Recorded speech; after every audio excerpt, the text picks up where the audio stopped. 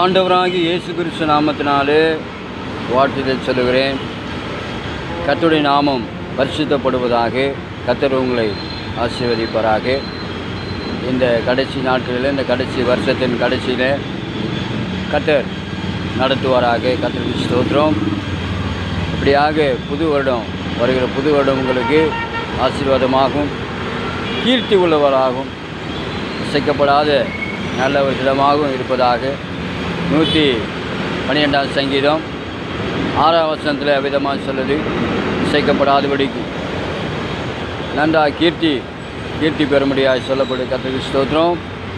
இப்போ கிறிஸ்துவ சமுதாயத்தில் இருக்கக்கூடிய ஒவ்வொரு மக்களுக்கும் சொல்கிற ஒரு உபதேசம் ரொம்ப முக்கியமானது. எல்லோரும் இதை கேட்கணும். கர்த்தருக்கு ஸ்தோத்திரம். நிறைய விஷயங்கள் பார்த்தீங்கன்னு சொன்னாக்கா, இயேசுதான் மெய்யான தேவன், அவர்தான் உலகத்தின் ஒளியாக இருக்கிறார், அவர் மூலியமாக தான் எல்லாமே உண்டாச்சு, எல்லாமே நடக்குது, எல்லாமே போகுது, எல்லாமே வருது என்று சொல்லக்கூடிய மக்கள் மத்தியில் கர்த்தருடைய நாமம் மகிமைப்படுவதாக.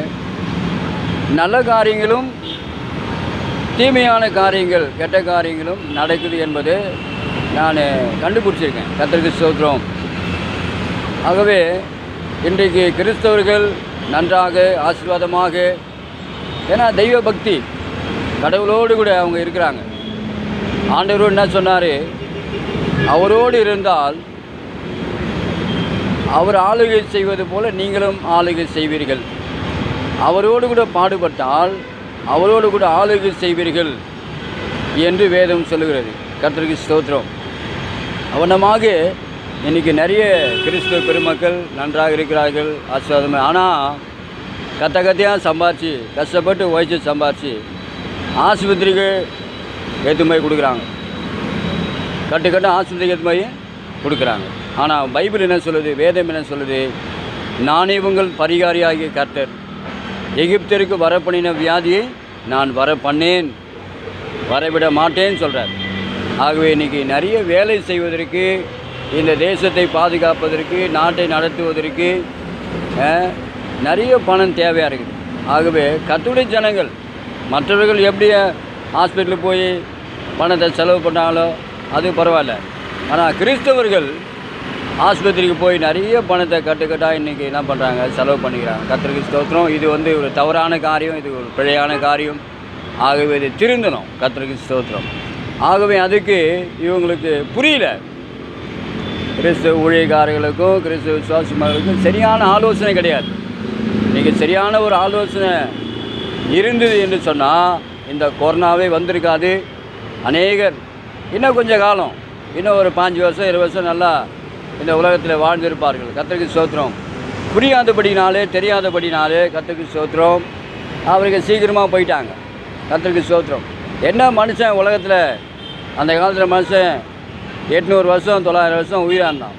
ஆனால் இந்த காலத்தில் ஒரு 100 வருஷம் 150 வருஷம் இருக்கலாம். கர்த்தருக்கு ஸ்தோத்திரம். அது ஒன்றும் பிரச்சனை இல்லை. ஆகவே ஆனால் புத்திசாலித்தனமாக நம்ம இருக்கணும். கர்த்தருக்கு ஸ்தோத்திரம். நிறைய கிறிஸ்தவர் மத்தியில் பொறாமைகள், தர்மம் செய்யாதபடிக்கு இப்படிப்பட்ட காரியங்கள் இப்படி தான் இருக்குது. கர்த்தருக்கு ஸ்தோத்திரம். ஆண்டவரை சொன்னார், உங்களுக்கு உண்டானதில் பிச்சை போடுங்கள்னு சொன்னார். நிறைய கிறிஸ்தவ மத்தியில் இந்த கஞ்ச பிச்சைத்தனம்லாம் இருக்கக்கூடாது. இந்த கடைசி நாட்களில் கிறிஸ்தவர்கள் தான் தேவனை அறியாதவர்கள், பாமர மக்கள், கஷ்டப்படுகிறவர்கள், வலது இடது வித்தியாசம் தெரியாத ஜனங்கள்லாம் நம்ம தான் கிறிஸ்தவம் தான் காப்பாற்றணும், கிறிஸ்தவம் தான் அவங்கள கொண்டு வரணும். நீங்களே அந்த மாதிரி ஒன்றும் செய்யாத பணத்தை சேர்க்கறது, நிறைய வச்சுக்கிறது, நிறைய பணம் வச்சுருந்தா கூட உடம்பு சரியாக போயிடும். கர்த்தருக்கு ஸ்தோத்திரம். அதுதான் நடக்குது.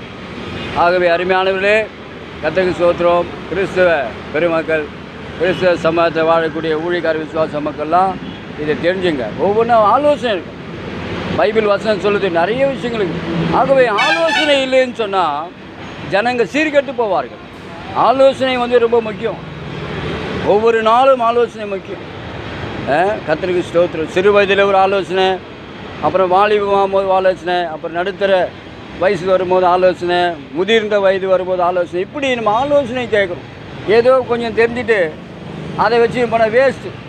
அதாவது என்ன சொல்ல வரேன்னு சொன்னால், நீ சம்பாரித்து உழைச்சி சம்பாரித்து அந்த பணத்தை உன்னால் சாப்பிட முடியலையே, அதுதானே மனசு வருத்தமாகுது. அதுதான் சொல்கிறேன். கர்த்தருக்கு ஸ்தோத்திரம். நீ உழைச்சி நீ சம்பாரித்து நீ அதை சாப்பிட முடியாமல் போகுது, அதுக்கப்போ எதுக்கு கர்த்தருக்கு வீணாக போகுது. ஆகவே அதை பயன்பாட்டுக்குள்ளே கொண்டு வருது, பயன்படுத்த வேண்டும். கர்த்தருக்கு ஸ்தோத்திரம். அதுதான் நான் சொல்கிறேன். ஆகவே முதலாவது என்ன செய்யுங்க, இப்போ கிறிஸ்தவர்கள் சொல்கிறது, கிறிஸ்தவ ஜனங்க இந்தியா நாட்டில் யாரும் பைபிள் யாரும் எடுத்துகிட்டு போகக்கூடாது. ஆலயத்துக்கு போகும்போது ஒவ்வொரு கிறிஸ்தவ மக்களும் பைபிள் நீ எடுத்துகிட்டு போகக்கூடாது. கை வீசி தான் போகணும், கை வீசி தான் வரணும். கர்த்தருக்கு ஸ்தோத்திரம். ஆலயத்தில் பைபிள் இருக்குது, போதகர் பைபிள் வசனத்தை சொல்கிறாரு, அதை நீங்கள் கேட்டுன்னு வரணும். நீங்கள் போய் அதை எடுத்துன்னு போய் அந்த போதகருக்கு நீங்கள் ஒன்றும் உபதேசம் பண்ணக்கூடாது. புரியுதா? கர்த்தருக்கு ஸ்தோத்திரம். நீங்கள் கை வீசின்னு போங்க, கை வீசின்னு வாங்க. அந்த காலத்தில் இஸ்ரவேல் ஜனங்கள்லாம் எல்லாரும் ஆளுக்கு ஒரு பைபிள் எடுத்துன்னு போனாங்க. அப்படிலாம் ஒன்றும் கிடையாது. ஆனால் அவங்க நல்லா 200 வருஷம் 300 வருஷம் அவங்க வாழ்ந்தாங்க. ஆனால் இன்றைக்கி நாட்களில் கர்த்தருக்கு ஸ்தோத்திரம் நிறைய சிரமப்பட்டு கொண்டு இந்த ஆலோசனையை கேட்கணுங்க. கேட்டு ஆலயத்துக்கு போகிற ஞாயிற்றுக்கிழமை எந்தக்கும் சர்ச்சில் இருக்குது, ஆலயத்தில் இருக்குது பைபிள், ஊழியக்காரங்க பைபிள் வச்சுருக்கிறாங்க. அவங்க உங்களுக்கு உபதேசம் பண்ணுவாங்க, சொல்லுவாங்க. அதை நீங்கள் கேட்டுன்னு வரணும். இதை பைபிள் இருந்தால் நீங்கள் வீட்டில் வச்சு பைபிள் படிக்கணும். வீட்டில் தான் படிக்கணும், பைபிள் நிறைய படிங்க. ஆகவே இதை நீங்கள் வெளியே கொண்டு போகக்கூடாது என்று சொல்லுகிறேன். இது பரிசுத்த கேடு. இதனால தான் நிறைய விபரீதங்கள் நடக்குது. இதனால் நிறைய தேவனுக்கு அது கோபமாகுது. கர்த்தருக்கு ஸ்தோத்திரம். பரிசுத்த குலைச்சல் நடக்குது. ஆகவே அருமையானவர்களே, இதை சொல்கிறத கேட்டு நீங்கள் யாரும் ஆலயத்துக்கு போகும்போது சர்ச்சுக்கு போகும்போது பைபிளெலாம் நீங்கள் கொண்டு போகக்கூடாது. அவங்க பைபிள் வச்சுருக்காங்க. ஆகவே அதை நீங்கள் கேட்டுக்கின்னு வாங்க, வீட்டில் படிங்க. கர்த்தருக்கு ஸ்தோத்திரம். நிறைய இந்த கடைசி நாட்களில் நாளைக்கு என்ன நடக்க போகுதுன்னு தெரியாது. கர்த்தருக்கு ஸ்தோத்திரம். ஆகவே நிறைய விஷயங்கள் நம்ம நல்லா வாழலாம். கர்த்தருக்கு ஸ்தோத்திரம். தெரியாதபடினால நம்ம வேஸ்ட்டு, நம்ம ஜீவியங்கள் நம்முடைய உழைப்பெல்லாம் நம்ம நல்லா சந்தோஷமாக இருக்க வேண்டிய காரியத்தை நம்ம என்ன பண்ணுறோம், வேதனைப்பட்டு கொண்டு இருக்கோம். கர்த்தருக்கு ஸ்தோத்திரம். இப்போது திமுக ஆட்சி நடக்குது, திராவிட முன்னேற்ற கழக ஆட்சி நடக்குது. முதலமைச்சர் மரியாதைக்குரிய MK ஸ்டாலின் அவர்கள் வழி நிற்கிறார். நல்ல காரியம் தான் அது. அவர் என்ன பண்ணனாக்கா, பீச்சில் அந்த சீரணி அரங்கம், பீச்சில் சீரணி அரங்கத்தை கட்டணும்.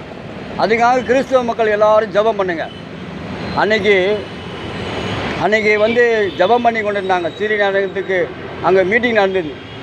மற்ற எல்லா மீட்டிங் நடந்தது, அரசியல் மீட்டிங் நடந்தது. ஆவிக்குரிய கர்த்தருடைய ஜனங்கள் அங்கே ஜெபம் பண்ணாங்க, மீட்டிங் நடந்தது. ஆகவே அந்த இடம், அந்த அரங்கம், சீரணி அரங்கம் கட்டப்பட வேண்டும்.